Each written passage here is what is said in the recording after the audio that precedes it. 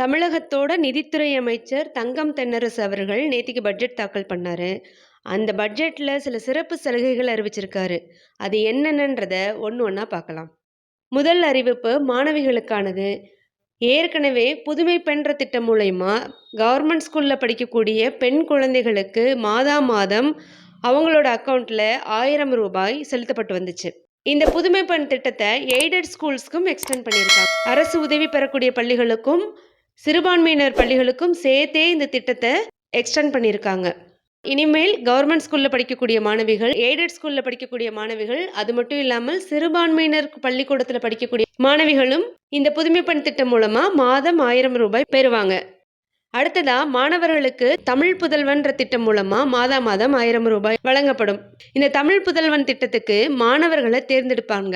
தகுதியின் அடிப்படையில் தேர்ந்தெடுக்கப்பட்ட மாணவர்கள் மட்டுமே இந்த தமிழ் புதல்வன் திட்டம் மூலமா மாதம் 1000 ரூபாய் பெற முடியும்.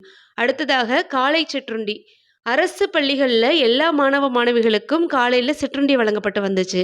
இந்த காலை சிற்றுண்டி இனிமேல் அரசு உதவி பெற பள்ளிகளுக்கும் சிறுபான்மையினர் பள்ளிகளுக்கும் சேர்த்தே வழங்கப்படும்னு சொல்லி அறிவிச்சிருக்காங்க. அடுத்ததா 3ஆம் பாலினத்தவருக்கான அறிவிப்பு.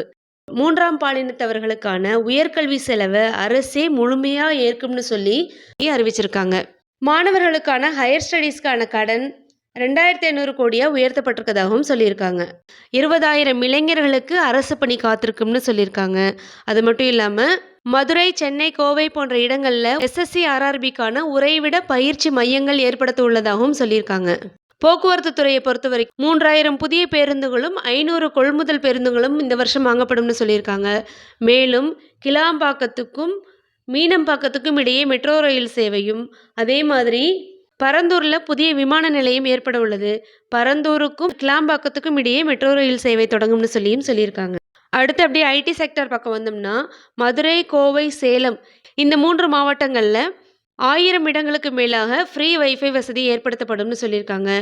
மதுரை, திருச்சி, கோவை போன்ற இடங்களில் டைடல் பார்க் அமைய இருக்கு. இதனால இளைஞர்களுக்கு வேலைவாய்ப்பு கிடைக்கும்னு சொல்லியிருக்காங்க. பொதுமக்களுக்கான திட்டங்களை என்ன அறிவிச்சிருக்காங்கன்னா 8 லட்சம் கான்கிரீட் வீடுகள் இந்த வருஷம் சாங்ஷன் பண்ணியிருக்காங்க. அது மட்டும் இல்லாமல் 2000க்கு மேலே OHT டேங்க்ஸ் அமைக்க இருக்கிறதாகவும் சொல்லியிருக்காங்க.